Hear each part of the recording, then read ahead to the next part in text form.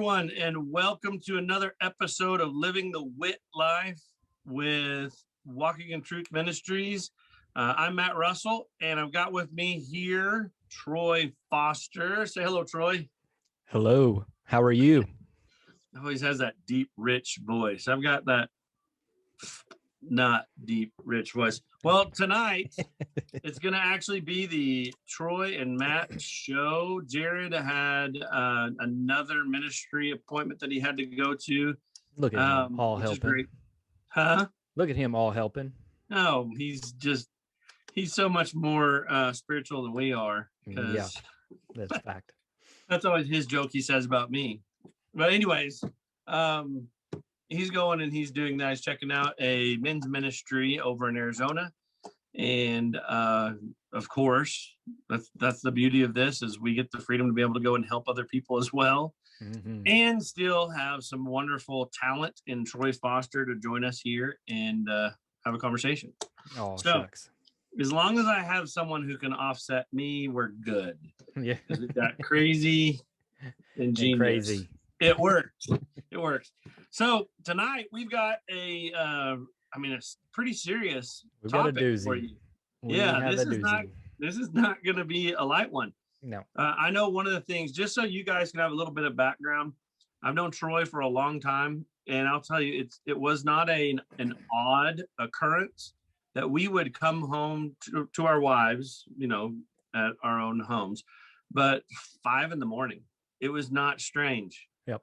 In fact, my wife knew if I was coming home at 5, 6 a.m, and she's waking up, she'd say, "Were you and Troy just out, in the parking lot talking?" Many times the answer was yes. That's it. She goes, okay. She was fine with it. Yep. Because if I were to just thinking of Troy and the relationship that we have, one of the biggest things that I value so much in our friendship is that depth of knowledge and conversation that we have around really just biblical things. Mm-hmm. I love it. Mm-hmm. We used to live near each other when I lived in Fort Worth, and now that I'm up in the Amarillo area, I go through withdrawals sometimes because I don't get it that often. Likewise. But now we get to do it weekly. Yeah, we can do it weekly. It's great. And share it with everyone else. That's right. We'll have a conversation, and everyone should listen in. In fact, this is kind of comical. Earlier, Troy and I were talking on the phone, and my wife said, "Why don't you just hit record now?" Right. I said, "No, no, because it's not the right time." Yeah. Oh, but anyways, tonight's topic, it's a deep one, and we may step on some toes. And I'm not going to really apologize for that. Our intent is not to upset anyone as far as getting them upset and defensive. Mm-hmm. I do intend to get someone upset to take action. Yep. To coach. That's what we want. Action. Yep. But tonight's topic, really, where's the church? And I know we were joking about that, that can be taken so many different ways. Like, where is the church today? Well, the church is in the people, or it's in our hearts. It's all the community coming. No, that's not my question. It's not my question. I want to know where are they? What are they doing? Yep. Because they're missing. They are MIA today. Yep. And I think it was glaringly obviously, just because let's give a little bit of a backstory of you can have like a theory or an idea, oh, the church is not working, it's not doing stuff, but we actually had something that happened this last week. Gosh, it feels like it's so crazy because yesterday was like almost 80 and today was like almost 70 something.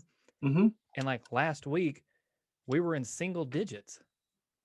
Yes. We went through the big Texas freeze, and I know a lot of places in the country they were also in the negative temperatures as well.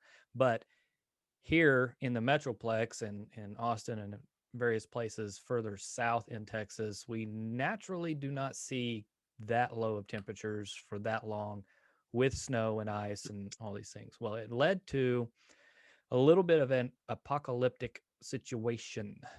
And a lot of people, if I understood the numbers right, it was 4 million people that lost power and or water. And it wasn't for like an hour or two, it was days for many. And so as we do, we conversate, and there was something that was not the norm that had kind of turned some heads. And one of the things was there was a couple of churches. Now, I'm sure there might have been some smaller churches or other churches that, didn't get the publicity or anything like that, but there were a couple of churches that stepped up. Mhm. That turned heads. In the same breath, there were many churches that did not step up. Mhm. That turned heads. And so that's Yes, what's led us to this topic. So that's the exactly. background of this topic. And again, we want to present this. Um, we're on your team, or you're on our team. We're in this together, and so I want to relate this kind of like in marriage. You have sometimes you have to say things to your spouse to saying, hey, you know what, I really don't like that, or I really don't like how this is working out, and it can cause feelings and frustration, and you know you can jump to conclusions. I do a lot. Christy has to kind of put me in a headlock and say, no, no, wake up. We're on the same team. I'm trying to help you.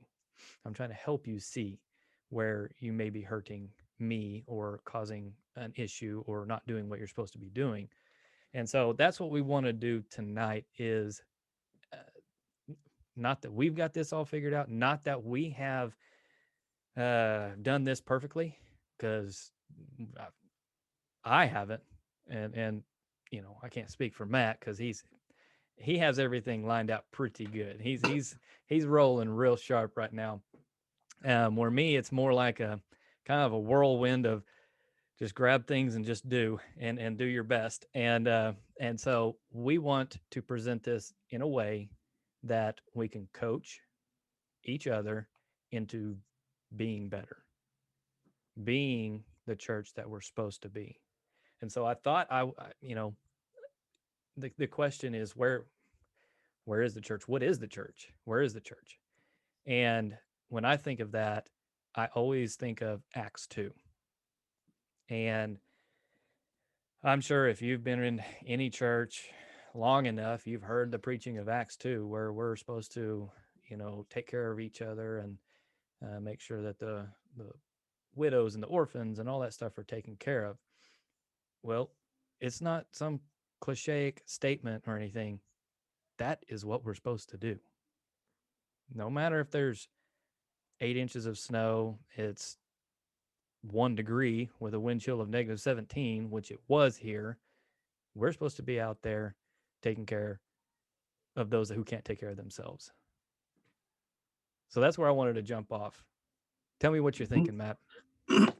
Oh, I love that. I think that's great. I mean, you hit it just out of the park with that. I know intentions are there. I mean, we've now experienced a year of a pandemic, Right. and the church, well, let me just relate this. It goes much deeper than just within those walls, within the administration, which within the leaders, within the body. It goes much deeper, and this has been something the enemy has been working on for a while. I Mm-hmm. want everybody to think back to 9/11. Where were you for 9/11? I mean, if you can remember September 11th and 2001, that was a serious thing. I Absolutely. remember being just frozen, staring at the TV and watching the footage from. Actually, I was working for a company that's based out of New York, and we had a trainer there that was from New York and was in town doing that. So there was so much that we had staring as the Twin Towers were hit by planes, and as Yeah. those are going down, and then you've got another plane crashing, and right, Right. that's where we were. Well, let's go a little bit further back. A little bit further back. What about Pearl Harbor? Not many people listening can remember back to Pearl Harbor. But what do you think that the sentiment was then? Anytime that the United States of America as a body, we've faced something like that, typically what happens is the church rises up. Mm-hmm. The numbers in congregation increase. Mm-hmm. It's almost like every weekend becomes Easter weekend where the place is packed. Right. I mean, that's just the reality of what it is. With 9/11, that happened. But it happens pretty much when we face some kind of a serious event, we come together. When there's during the the way that Rocky IV made us feel, because you got the Cold War, and we're just Right. all like, we're USA. I mean, the Miracle on Ice, a Yeah. sporting event, Yep. but it brought us together. But no, I wouldn't say that brought us together as Americans, but not so much in the church. But when 9/11 hit, there was a moment of let's come together. And when we came together, the churches were full. Yep. The pledges were being said, the flags were flying high. I've never seen more flags out than after that time. Absolutely. But you had people, I mean, preachers were going outside. There was so much togetherness, and it was also based in the church. Yep.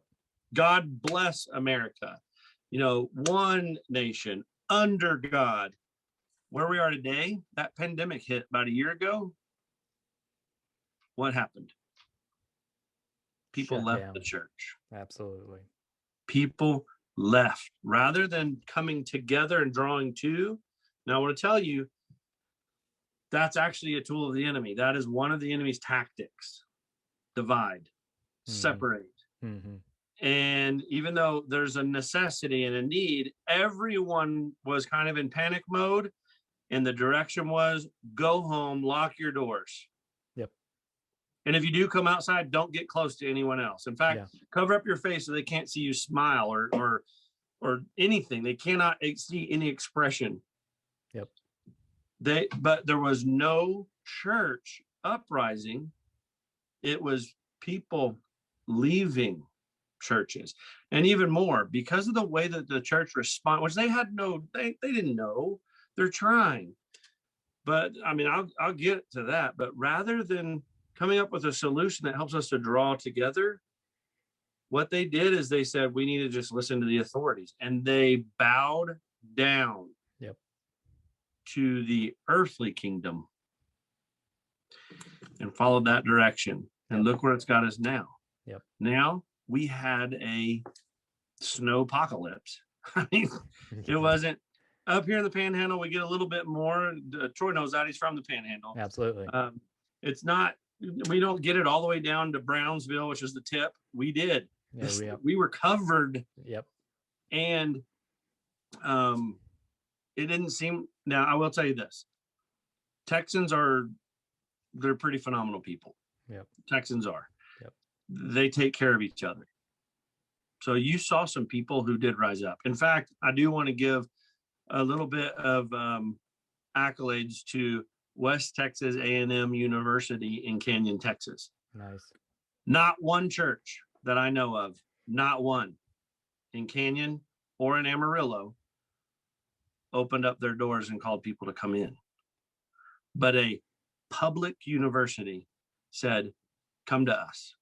If you're hungry, if you're cold. Whatever, come to us. We'll have blankets, we'll have food, we'll have heat. So think of that. They shut down the school, but they opened up their doors. Yeah. The churches shut down their doors and sent people home. And they didn't even gather together for service because it's the safety of the people. I understand the justification, but what does God say about it? Yeah. What is the church supposed to be doing at that time? In fact, going all the way back, what's the purpose of the church? What are they supposed to do? Mm-hmm. You want to kick that one out? Well, I think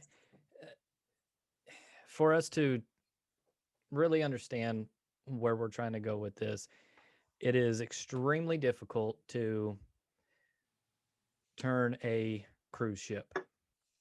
It's extremely difficult to just yank that wheel and get her to turn right around. We get that totally 100%. And I say that to say that's how a big church is. It's extremely difficult for a big church to make some of these changes just on a dime. And I understand that. There's a lot of moving parts.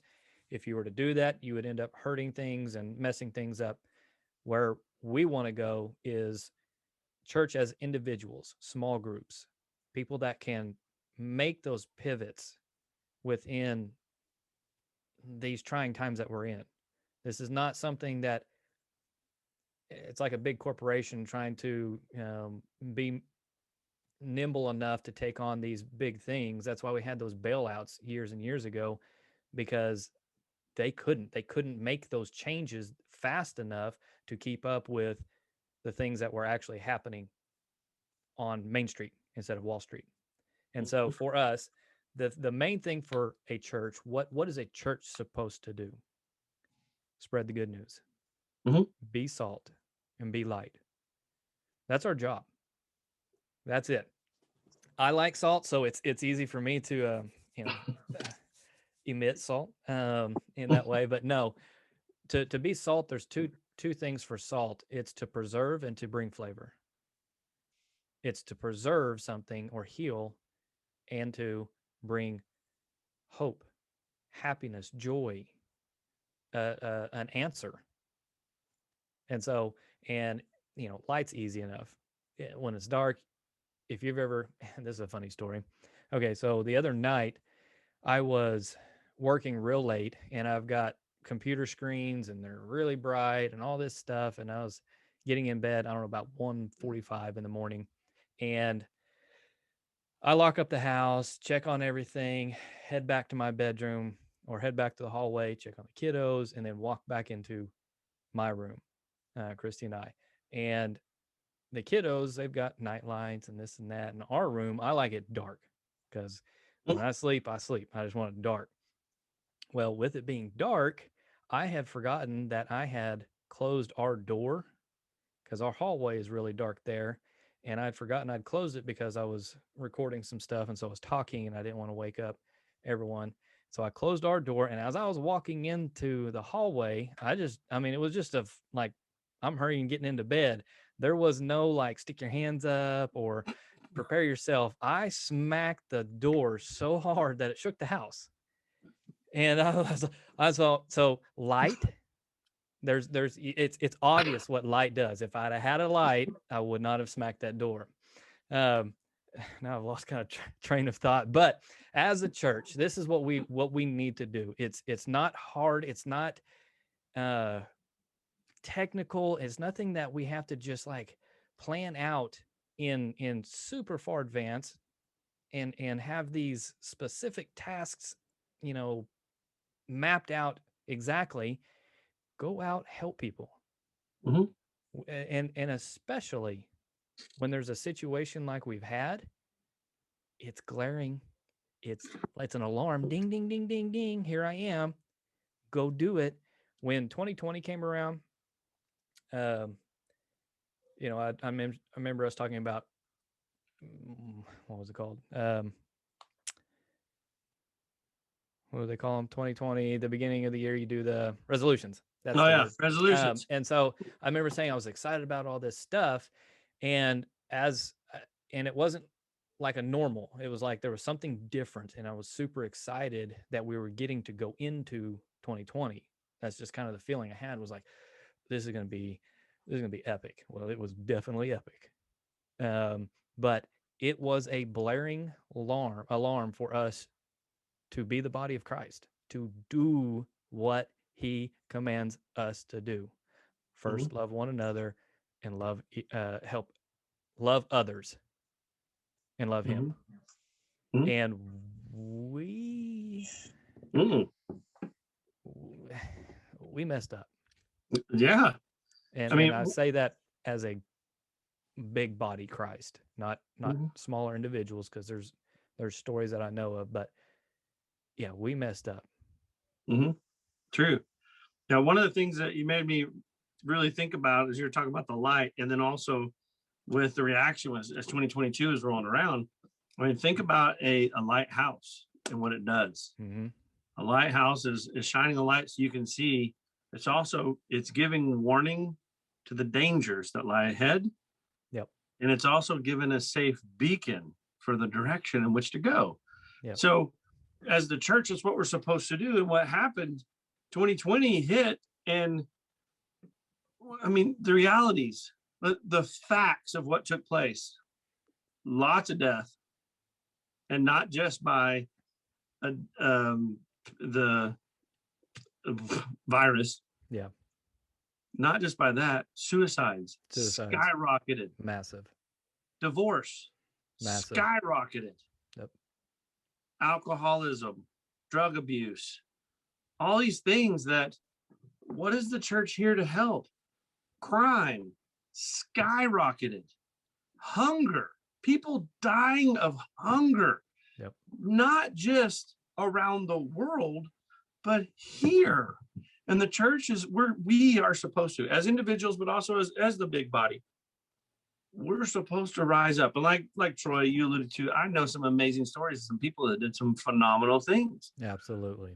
But what have we done during this time?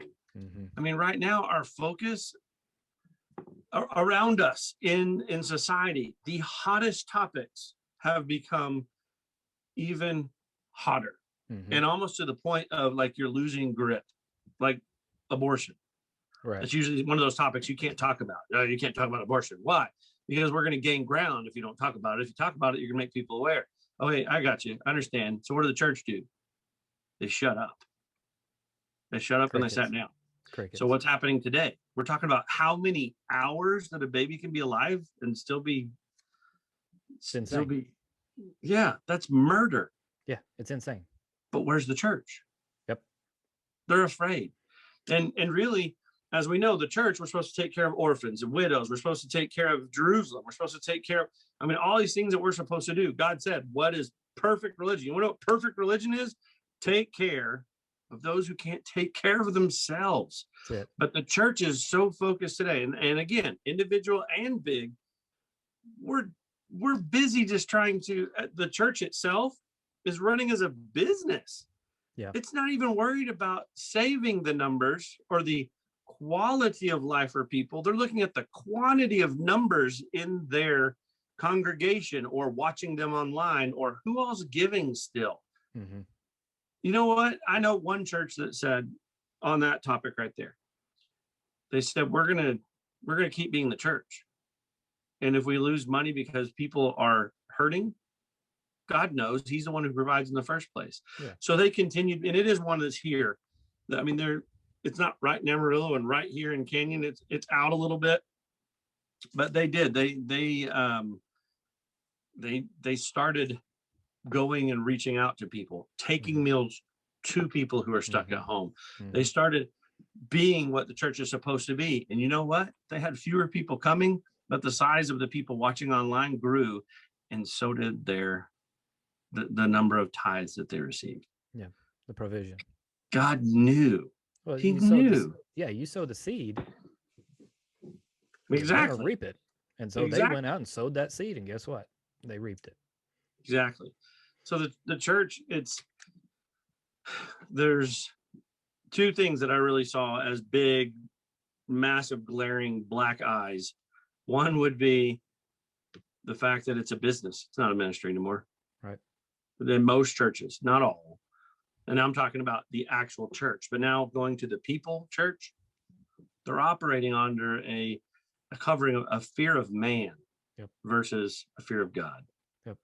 It's not about, do you think that there's anything in the Bible about pandemics? They face pandemics. Yeah. You remember the one where they just all started because they were being disobedient. They weren't listening. And God said, fine, I'm going to go ahead and you're just going to start getting sick. Yeah. And they did. And they started dying. Yeah. And then they're crying out and saying, what do we do? What do we do? So, well, now you're crying out to the source. You were turning your back on me. Now you're coming back to the source. And then he said, here's all you have to do. I'm going to put a serpent on a staff. Just go look at it. Go look at it and you'll be saved from the pandemic. Well, then they said, we have some people who can't even go out and look. He goes, you don't have to. You don't have to actually go look. You have to have the faith in knowing. Yep. Well, that serpent on the staff was a foreshadowing of Jesus on the cross. Yep. You don't have to wonder and question, what is the answer? What does God want us to do? He gave you all the answers. Seek him. Yep. He should be the priority, period. I mean, I'm not wanting to completely ridicule. I know that when we're all going through trouble, it's difficult. But the thing is, whenever you're squeezed at the hardest, that's where those things are going to come out. And I know someone who told me, he said he needed to focus on taking care of his family first. He didn't have time to focus in on God. Wow. And I said, if you'd focus in on God, he'd take care of your family, and he does a better job than you do. Yeah. But he didn't want to hear it. Yeah. He didn't want to hear it. But as a church, that's what we've been doing. Yeah, I agree. I think that if we need to make a pivot, and when this was all announced, it's a national emergency. And if I remember my dates right, it was announced on Purim last Yeah. year. And Yes, we're it coming was. up to Purim this year. And so it's almost been a year. So when something comes up like that, um, you you do have to kind of shift your feet, and you kind of have to get rebalanced, and you have to figure out, you have to get your bearings set because everything changed. And so I I get it that some churches and some people are like, go buy the toilet paper, go get as much napkins as you can get, and let's barricade ourselves in the house. Okay, I get it. We had to kind of recalibrate what our life was going to look like. But after you got your footing, we should have been actively, and I don't want to say this in the wrong way, but actively attacking the enemy. Mm-hmm. And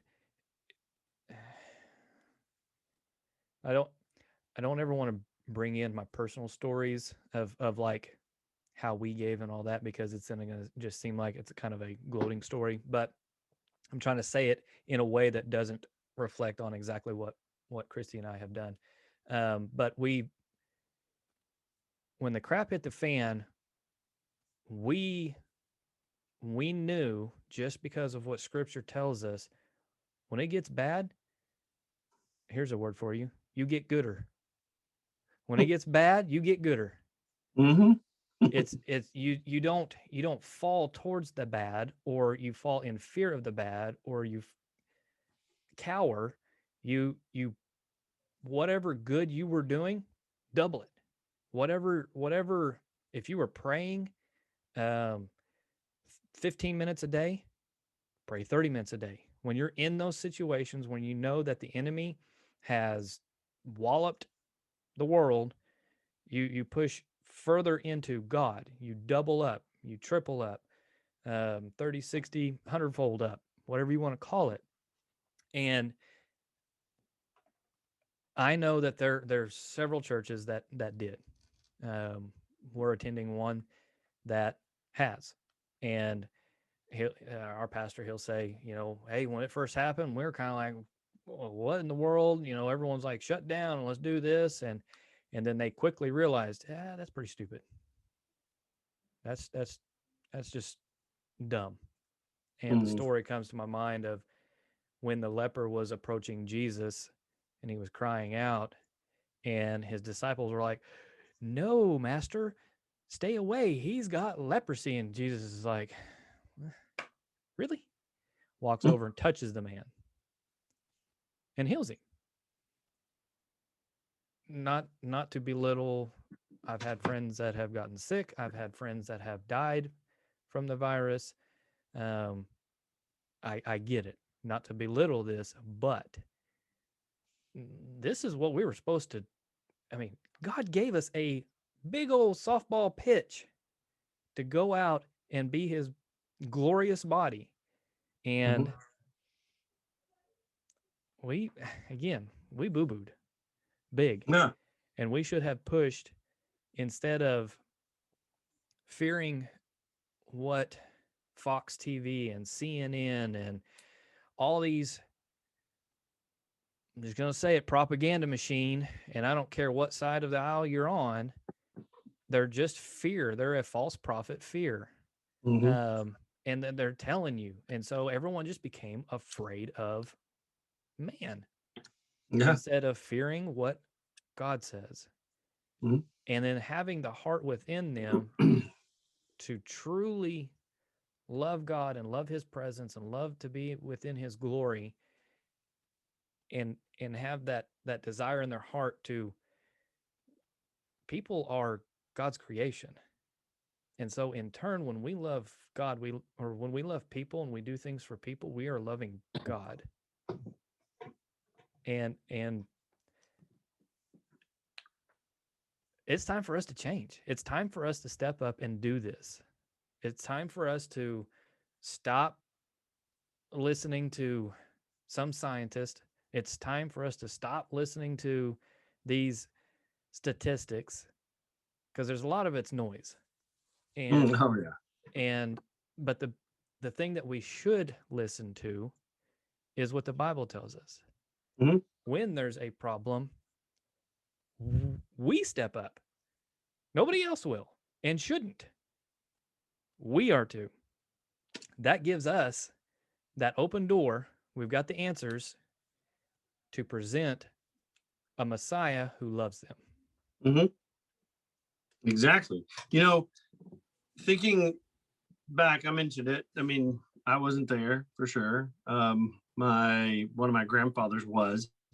I had one grandfather that was in World War One. I had one grandfather that was in World War Two. Mm-hmm. My wife's grandfather was in Korea. My father was in Vietnam. I mean, I, uncles, all kinds of people, and aunts involved. But think of this, with World War Two and what we rose up against, and God's ultimate plan. You have to think of this history. When you can look at history as a study of God's redeeming love for his people, Yeah. study through that lens. Why did God allow World War II? Because he is still all powerful, he still is fully in control. God has it all. Yep. So why did he allow something like World War II? Well, think of this. That's a second thought to this first one. Getting ahead of myself. No, that happens. We know that ADD. It does. It Yeah. just wait. You know, it's like a It'll viewfinder. It'll all come back around. it'll all come back. It all comes back. Just wait. Anyways, um, lots of people, lots of good people rose up during World War II, Mm-hmm. and they went for the cause. I actually met a woman today that was born at home in Happy, Texas, the town that never has a frown. But Happy, Texas, this woman was born during World War II at home because the hospitals were closed, because all the doctors had to go. Mm-hmm. They had to go So to help because of the war. yeah. Think, do you think some of those doctors may have died? That were they carrying a gun? Were they out there shooting on the line? You think some of them may have gotten hurt in Korea? I mean, everybody, we all remember the beginning to MASH, because I'm sure I was young, that my dad would always, it was the weather and MASH. That was it. You can't talk during those two things. Yep. But MASH, it's a hospital. Yeah. It's a medical base, and they're coming under fire, and they're taking on bombs and all this other kinds of stuff. I know that's a TV show, but it's a reflection of the real. Do you think that some good people, excuse me, some good people who are rising up and joining the cause may have actually been taken out as casualties because of that? Mm-hmm. Do you think that that was a bad thing? All right. I mean, I know this answer. I'm just doing this thought. There's a word that we have for people who rise up and for right and die for that cause. They're called Yep. martyrs. Yep. Stephen was one. He was the first martyr Yep. for Christ.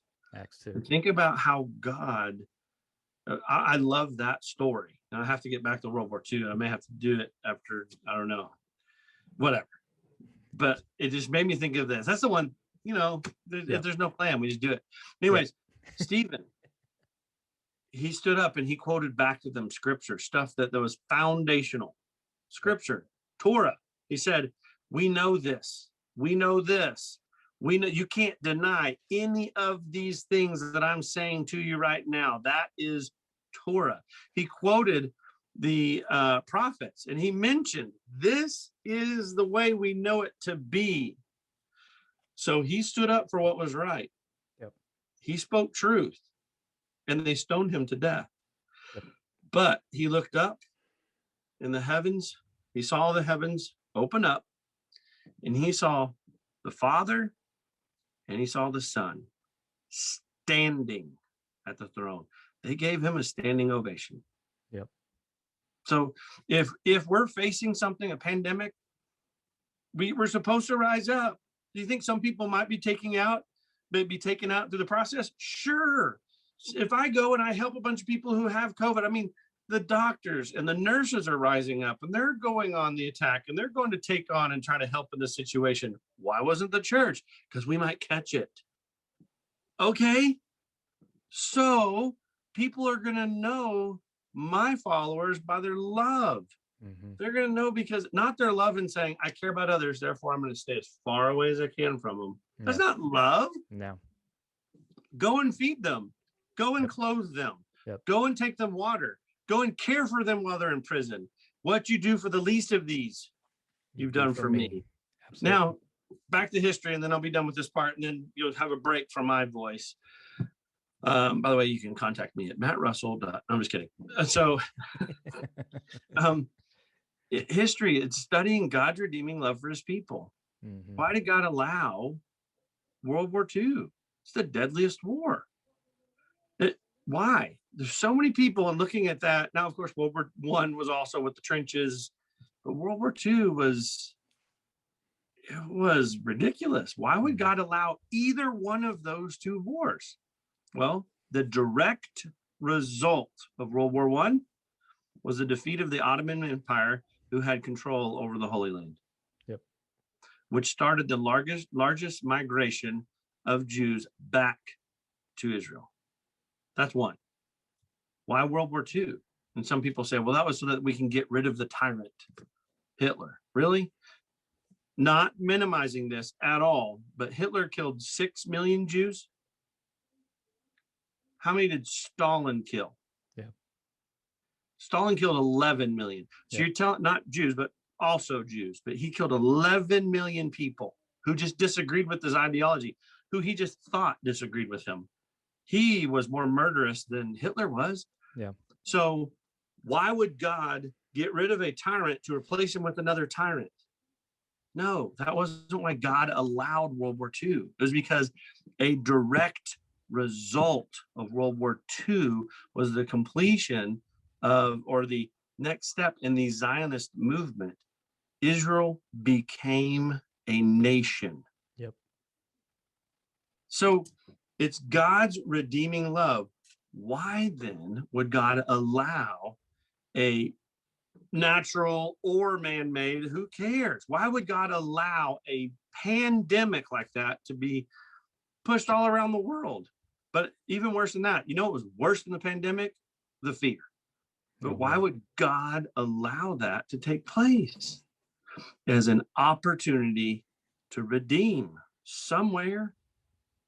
But the church, not all, most, went the other direction. They ran. Yep. Yep. And as you're talking, I was thinking that Paul calls what we do a race and a fight, and he kind of pairs it up with kind of sporting type of stuff. And in my mind, you have to think of like maybe football or baseball. Just think of it like a baseball. If you come from another planet and you just see not the whole team out there, but you see a pitcher and a batter. And you come down and you see, okay, this dude is throwing as hard as he can at this other guy, and the other guy's just standing there, but he's going to hit it. Well, that's what God has done for us. He has literally put us up. We're up to bat, boys, and he's given us the opportunity to knock out a home run, Mm-hmm. a grand slam.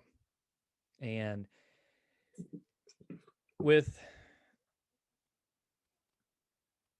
everything that comes with a discussion like this, one of the things always comes up, well, what's the church supposed to do? Are we we're supposed to love each other, right? Okay, well, what does love look like? And a lot of times, grace and works pops up into this thing too. Let me ask you this question. In what I call real love, how does grace versus works work? Mm-hmm. Oh, you're asking me? I am asking you. Well, I know. Just a short answer. The thing is, in the Bible, in James, he flat out directly hits that, and he says, so if you see some people who are in need, basically, some people who are cold or people who are hungry, you're not helping them by just going and praying for them. Yep. You're not going by saying, man, I really just hope that you're taken care of. I'll pray for you later. I'm going to get my family together and we're going to pray for you so that you can get some food. No, because if you really show love, you're getting them some food. Yep. You're going to help them out. Yeah. Jesus, again, went right back to what I just talked about there from John, where he said, when he was separating the goats and the sheep. Yep. And then he said, well, wait, so what's the difference here? He says, when I was cold, you gave me clothing. Or when I was naked, you gave me clothing. When I was hungry, you gave me food. When I was thirsty, you gave me drink. When I was in prison, and they asked, when did we do those things? And he said, when you did it, not when you prayed about it. When you did. Think about that. It's the faith. The fruit is the works. Yep. The fruit isn't that grace. Grace is when we allow for other people's fault. Well, grace is bestowed on me because I'm not perfect. I might not say the right thing. I might not do the right thing. And grace covers that. Yep. But it does not feed my belly. No. Yep. No, that's where, because you love, because you have faith, that works. That's it. Yeah. Do it. Yeah. And I think a lot of times this is going to be a very controversial statement here, but that's what we do. It's what we do. It's what we do. We're wanting to talk about truth so we can Yep. live out the truth. And I'm sorry if it's right and you don't like, you prefer to do what's wrong. It's still truth. Sorry, go ahead. And with this statement, study it out for yourselves. Don't believe what we say. Don't believe exactly what your pastor says. Study it out for yourselves. Show yourself approved. But this statement I'm going to make is that grace only has one major playing point in our lives, and that's at salvation. Mm-hmm. Grace. Now, I get Paul says where there's great sin, grace much more abounds. I understand all that part of it. But that also goes back to salvation. That salvation, no matter what your sin is, his grace, his favor upon you, unmerited favor, it allows for you to do the works. That's where the grace comes in. And the works is the proof of your grace, or the Mm-hmm. grace that was given to you. And Revelation, the seven churches, one thing that is said over and over and over is, I see your works, or I know your works. Mm-hmm. And then he goes into other stuff to coach you into being better. And we can go through each of those churches. And Matt, if you want to run with that, I'll let you run with that here in a minute. But the idea is, he sees our works, and that is what we're judged upon. It's not our idea of giving someone good thoughts. Oh, I'm going to think about you and send up some make believe prayer, because most of the time someone will say, oh, we'll pray for you. And granted, we're busy people, and I've done it. I raise my hand. I'm part of that problem, that someone will say something and I'll forget to pray for them. Now, I do pray for a lot of people, but there's that time. But the biggest part of the life here on earth is, kingdom come, your will be done. That is an action. That is a physical pursuit of rebelling against this kingdom here on earth. And that is only done when we go against what the world says. And so this idea of following doctors, and God love them, I love doctors. They do a fantastic job. I am not poo-pooing on any doctor at all, but there is an agenda for fear that doctors have, maybe unwillingly or willingly, participated in, that we're not to lay hands on anybody. Well, that's what the Bible tells us to do. Lay hands on people and pray. Get with them. And so, with some subjects like this, do you want to hop in on the seven churches? I can touch on some of them pretty quickly. Yeah, Do you want me to do that now? Yeah, do that, and then I've got another turn So for us. this is something that a lot of people, they there's a lot of discussion. There's a lot of different views about the seven churches in Revelation. Some people say that, well, these are actually seven specific churches that Jesus is speaking to here and sending a message to, just seven churches in the world. And then there's also some people who view that these seven churches are different spirits that, they might behave a certain way. And some people believe that, like within the church, you'll see these seven things within a church. And then there's some that kind of like me, I believe that he's talking about the major spirit that's over a church. Mm-hmm. So there's many churches in the world, and some of them fall into the majority. Now, they could have a mixture, a blend of some of these different behaviors, but the overall spirit over the church falls into one of these seven. Now, also, I'll start with the best one. Of course, the best one, you talk to any pastor, you talk to any congregation, you talk to anyone, and they say, okay, so if you're one of those seven churches, which one are you? Every one of them says Philadelphia. We're Philadelphia. Why? Because Philadelphia means Philadelphia.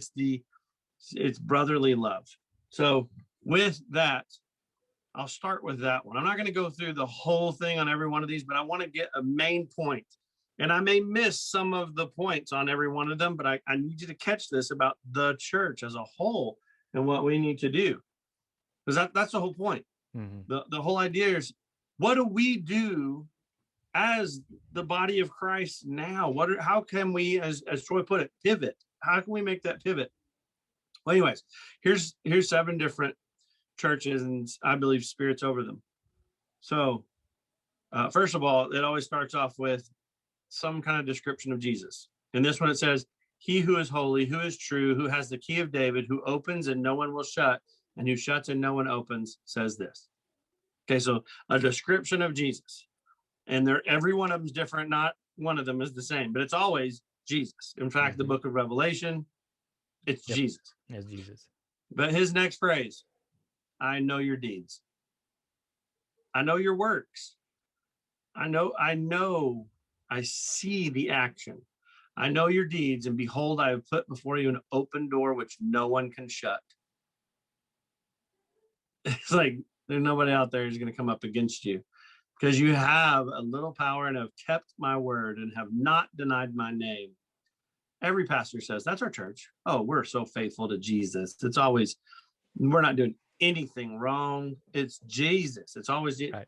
I don't know why they're always Southern and deep Southern whenever I describe them, but whatever. Right. I think it's great because then it's not my voice. It's someone else. Yeah. But anyways, behold, I will cause those of the synagogue of Satan who say that they are Jews but are not, but lie. I will make them come and bow down. Basically, he says, I'm going to, you guys have done good. You're doing a great job. I applaud the works that I see you doing, and I'm going to protect you. And then he goes on and says, in fact, I'm going to make sure that you get a crown. You get a crown. In fact, it says he who overcomes, I will make him a pillar in the temple of my God, and he will not go out from it anymore. And I will write on him the name of my God and the name of the city of my God. So all these honors are being bestowed upon this church because of what they're doing. But every time, all 7 churches, he says at the end, he who has an ear, let him hear what the Spirit says to the churches. Mm-hmm. So now let me go to some of the other ones. I'll just go to start off with Ephesus. The first one, Ephesus. Again, the one who holds the 7 stars in his right hand, the one who walks them on the 7 golden lampstands. That's Jesus. I know your deeds. It's right there. I know your deeds and your toil and perseverance, and that you cannot tolerate evil men. And you put to the test those who call themselves apostles. So he says, I see what you're doing, but then this is why they all want to be Philadelphia, because Philadelphia doesn't have this line. He gets the part and he says, but I have this against you. But 6 of the 7 churches, Jesus says, I see what you're doing. Yep. But, and in this case right here, Ephesus, I won't go through, like I said, read it, but I'll give you an understanding of what it is. He says, you have forgotten your first love. Basically, they became more focused on idolatry than on God. They replaced God with everything else. So he says, you need to do this. And then he, of course, he who has an ear, he who has, et cetera, et cetera. Now, Smyrna, it says, the first and the last who has dead and has come to life. Jesus says this, I know your tribulation or your trouble or your works. But then he goes on and he says, but you have allowed in false teachers who are teaching against me. Not just that, but teaching basically the synagogue of Satan. That's a pretty bad one. That's not a good one to be in. Yeah, that one's, that goes That's up not there a good one. Yeah. So don't do that. And then Pergamum, the one who has a sharp 2-edged sword. It's Jesus. I know where you dwell, but he also, this is the one that he doesn't really talk about their works. He says, I know where you are, where you dwell, and also know where Satan's throne is. But in here, he talks about in Pergamum, he says, you have also let in some who hold to the teachings of the Nicolaitans. Now, that's a whole nother episode we could talk about, but I'll tell you this. The teachings of the Nicolaitans are the ones who teach against obedience to God's word. They teach against obedience. That sounds very similar to today's Christian church. And what do they put in the place of that word? I still have a couple more to go, but the word they put as their justification for teaching against is grace. Now, the message to Thyatira. Those are always fun names. The Son of God, that makes it easy, who has eyes like a flame of fire and his feet are like burnished bronze. It's Jesus. He says, I know your deeds. Again, I know your works and your love and faith and service and perseverance. But you have allowed the spirit of Jezebel to come in and ruin and run. You are also being led by that to commit acts of immorality and idolatry. And so again, works. Now they're not saved because of works, Nope. but he's saying, I see your works. And then you've got two more. Sardis. This is a big one. Sardis says, he who has the seven spirits of God and seven stars. Okay, it's Jesus. And here's what he says to them. This is actually, in my opinion, this is one of the worst ones. Now there is one more that is but this is one of. Wake up.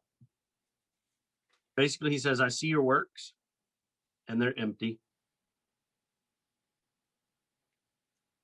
You're walking, but you have no faith. So he says the most important thing there is because you have the faith, then I'll see those works. But the works that you have, nope. You're not really doing anything wrong. You're not doing a whole lot of things that are wrong, but you cannot do anything righteous without me. Then you get to Laodicea. This is the one, a lot of people know this one. He says, I know your deeds, but also see that you're neither hot nor cold. So because of being lukewarm and neither hot nor cold, I will spit you out of my mouth. I will reject you fully because you want to stick to that middle road. You can't commit. I'd rather you be cold than be lukewarm. But it's his works. It's not his, it's the works. So what do we do as a church? We all want to be Philadelphia. But the whole system in Philadelphia was they sought God. God was their they had their priorities set right. It was about God first. They loved God and then they loved their brothers. That's exactly what Philadelphia means. Yep. They took care of each other. When someone is sick, someone was there to care for them. When someone fell, someone was there to lift them up. That's even out of Ecclesiastes. I think Ecclesiastes 4, where he says that even though we're under this oppression, at least you have two. Because if you have one, there's nobody there to help lift you up. Yep. We're both facing the same thing. Come together. Just like the song says. Yeah. Come right together. Now. Over me. Now. Oh, but not over me, over him. Over me. Yes, but that's the seven churches. He talks about every single one of them. I see your works. Now, what are those works? Bad works would be following the teachings of people saying to go against God's obedience to God's law. Yep. Don't do that. Bad. Or idolatry, putting something before God. Don't do that. Doctor. Oh, woo. How about allowing the spirit of Jezebel to step in to make it all more about me, vanity, material things. Manipulation. I'm more important. Immorality, fleshly things. Yep. Or what about not choosing a side or having no faith? No faith back, no belief in Jesus Christ. Yep. You can help as many grandmas across the street you want. Nothing without Yep. Jesus. Yep. He says, I see your works, but they're empty. There's nothing there. And then he says, don't be lukewarm. Choose a side. And I just pray and hope that you choose me. Yep. Well, I know so many people say that's impossible. We can't do that. It's not what the scripture says. It Sorry, Well, go ahead. that's no faith. Exactly. That's no faith. And all of this, that's what it takes. The faith, and a good picture of faith is a person standing. Say they've slipped off a cliff and they've landed on a little rock down low, not too far from the top, and there's no way for them to get back up. And all of a sudden, they see this rope fly out in front of them, but they can't see the top, and it's about 7, 8 feet from where they are. They would have to jump to that rope to get out. Well, that's exactly what this type of faith is it's not just like, I'll, plan A, I'll believe Jesus, plan B, I'll do something else. That's not faith. You've got a backup. What this is okay, all in, and you go jump to that rope. You don't know if it's going to hold you. You don't know who threw the rope down to you. You don't know anything. You just know that's my way out. I'm going to trust this. I'm going to have faith. That's what that word is. So to do any of the things that we're talking about, you have to have faith that God is sovereign. He's going to do what he's going to do. I think with Laodicean church, when I was in Bible college, there was a teaching that each one of these churches were like an era for all churches. So the first era was this, and then the next one, and so on. So Ephesus was one era, and then Philadelphia was the next, and the last one is Laodicea, in that the church right before Christ comes back would be a lot like Laodicean. It might be true. I mean, there's a lot of similarities to these things, and I think it lays out exactly what we're supposed to do: be hot or cold. And for a long time, I was like, well, why would God? I mean, we're supposed to be on fire for God. We're supposed to be on fire for God. And as I was studying through that, that's actually it's distinction is what he's asking you to be. Either be hot or be cold. Don't be undistinguishable of whether you're hot or cold. Just pick one or the other. And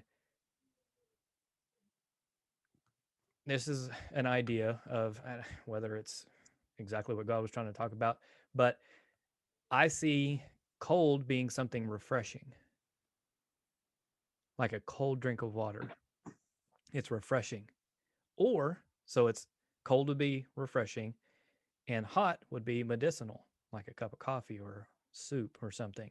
And so he wants you to be two of those dichotomies: either be refreshing to people, give them hope, be refreshing, joyful, or be medicinal and bring love. Sometimes it may be a little bit of a hard love, but bring love and help them out.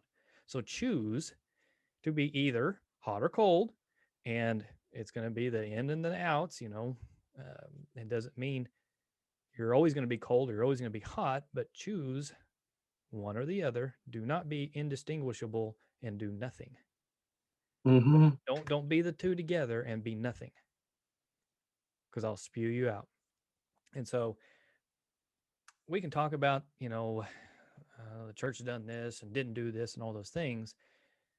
The big thing that we want to get to on this topic is the nuts and bolts. What can we do? Okay, 2020's happened.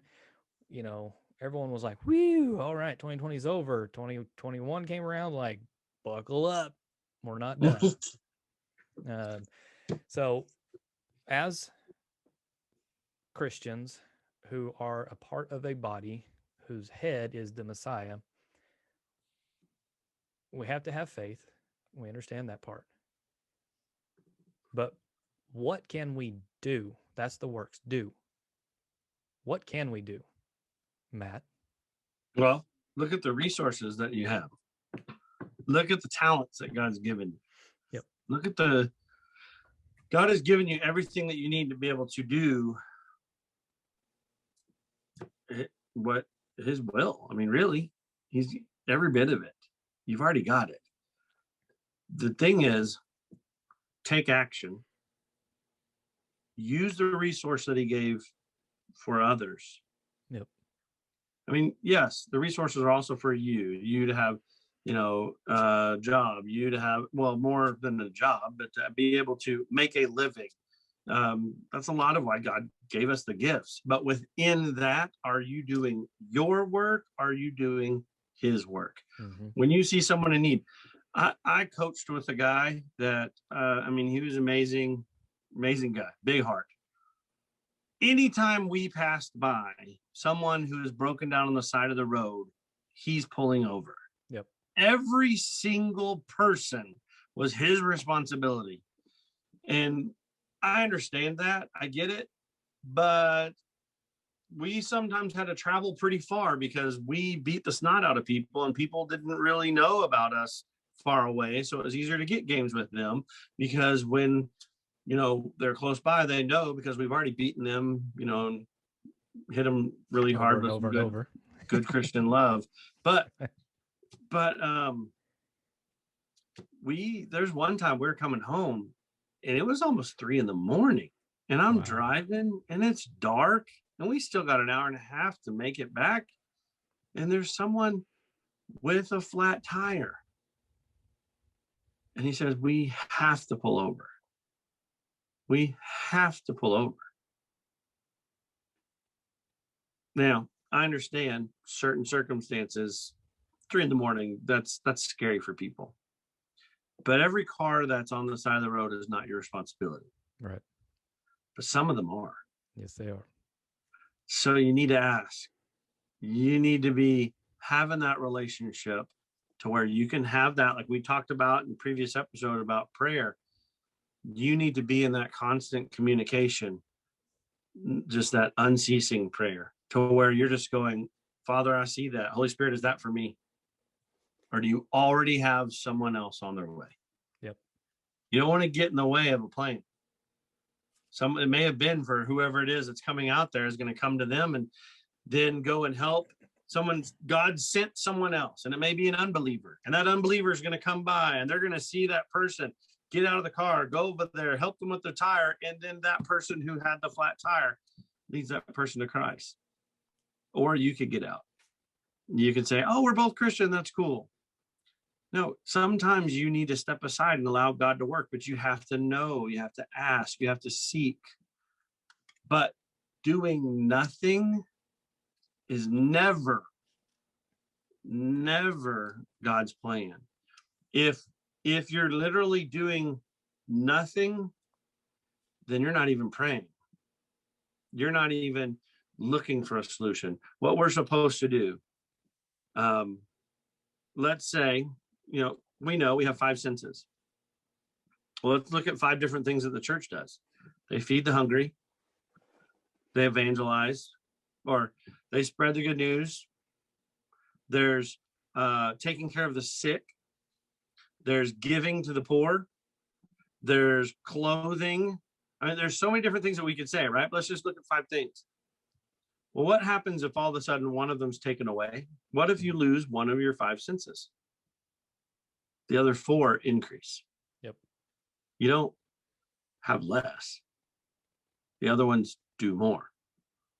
So when all of a sudden you can't feed the hungry because something's going on with the food that you need to make sure that it's healthy, you need to make sure, and there's a lot more stipulation, or the law steps in and says, you can't do that. I know right now, because of what's happened in Texas, I know that they were passing through in the state of Texas that they were going to start cutting the budget to the food pantries directly. That's what you need to do during this time, is stop feeding people. But whatever, if one of those things gets taken away, then the other 4 increase. So if you can't allow people to come in to your church, because that's what we do as a church, right? We open the doors and say, we're in here, come in. Yeah. Right? We just yell out, we play our music louder so they know, they're in that, we better go see them. Go to them. Yep. If they can't come to you, go to them. There were churches that were literally having service outside because they said, well, outside's a lot safer than inside. They attack. I'll just say it. This attack was an opportunity for the enemy to go after the church, this pandemic. Oh, 100%. The enemy attacked the church directly, and many pastors let it happen. Yep. But some pastors said, not me. He said, no. And they were arrested for having service outside. But another one said, well, I don't want to go to prison. Is that what Stephen said? Is that what Peter said? What about Paul? How many times was he in prison? Right. And beaten. And beaten. I mean, 3 times they tried to kill him. He was shipwrecked over and over again. Well, I mean, that's still, but still, he didn't stop because it got tough. He didn't stop. And a lot of these churches are sitting there saying, we need to read what Paul wrote.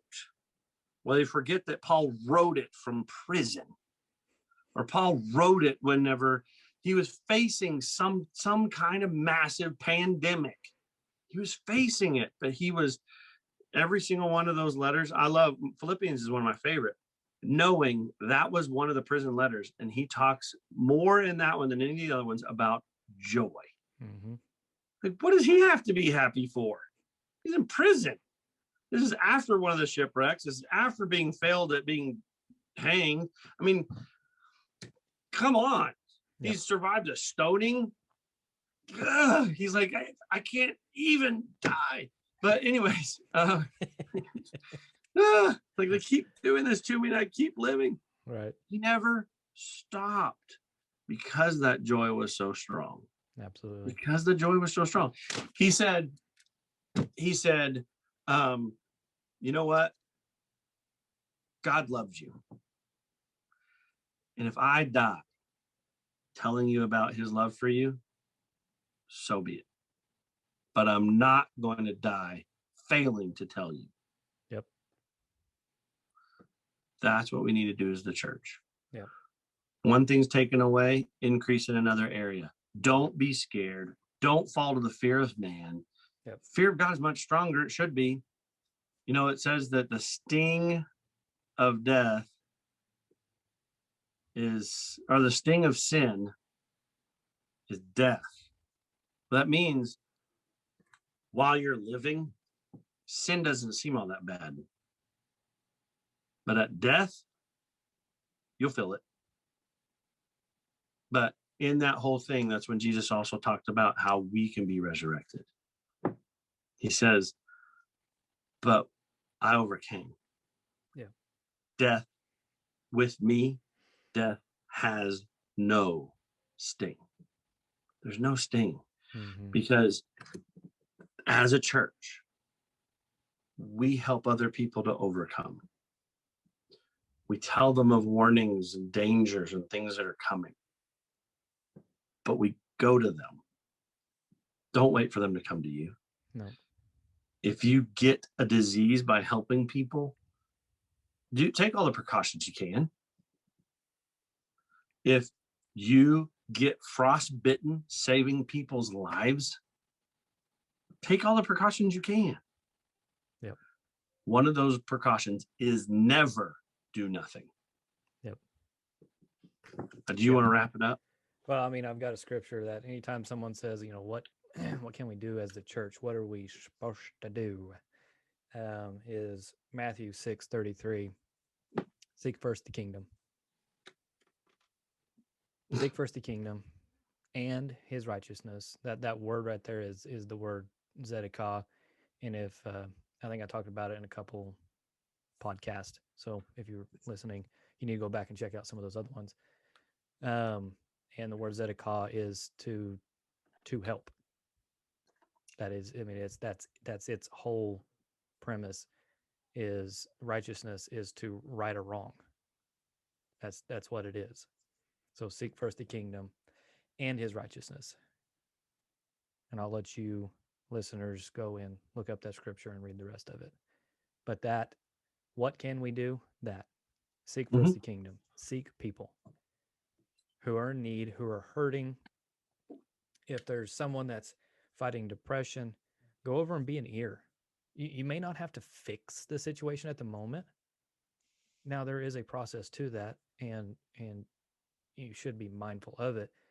But if someone's depressed, which it has skyrocketed since 2020, Mhm. everyone being home, not getting sunlight, and depression has shot up. Go and be a listening ear. Yeah, it may take a couple hours. It may be awkward. Go do that. If you can't get out of your home, or you're a business person and you're super busy, give your money Mhm. to those that are out there doing the fight. Human trafficking, give money to those people who are going actively and saving kids Mhm. from being trafficked.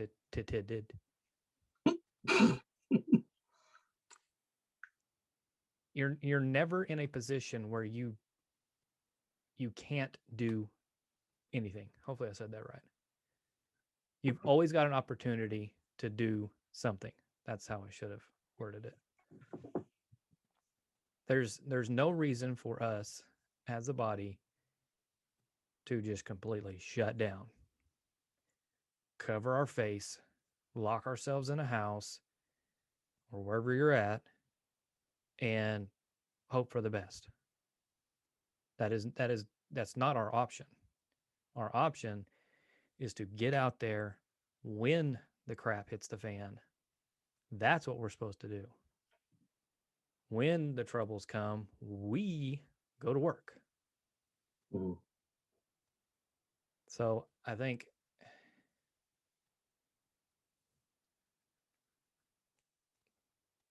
I know we probably stepped on some toes, and I know we've maybe stirred up some questions. Shoot those questions to us. We would absolutely love to have a conversation. Mhm. Um, again, we want to present this in a kosher way, in a loving way, that we're on the same team. We didn't do everything right. Or I'll say I didn't do everything right during 2020. I mean, I had a moment of like, whoa, okay, wait a minute, what are we doing now? Because our church shut down, and for the majority of it, didn't open back up. And I was kind of in this limbo area of like, okay, what do I need to do? Well, we upped our giving, not not just to our church, but we upped our giving to, we sought out orphanages, direct orphanages. So we looked out and we found an orphanage that has a small giving base. So okay, there's so we seeked out these things. What else did we do? And the only reason I tell you this is to hopefully encourage you to maybe jog the memory of things that need to be done around you. Um, uh, Battered's Women's Place. We become friends with them just because we gave so much clothes this year. The lady's like, "Do you guys still have clothes in your house?" And we're like, "Hey, we've got more than we ever could ever wear, so we're giving, and we know that you guys do a good work." And the human trafficking, the sex trafficking, we give to a couple of those. So there's plenty for us to do, to not just sit idle. Get off your rear end and let's go to work.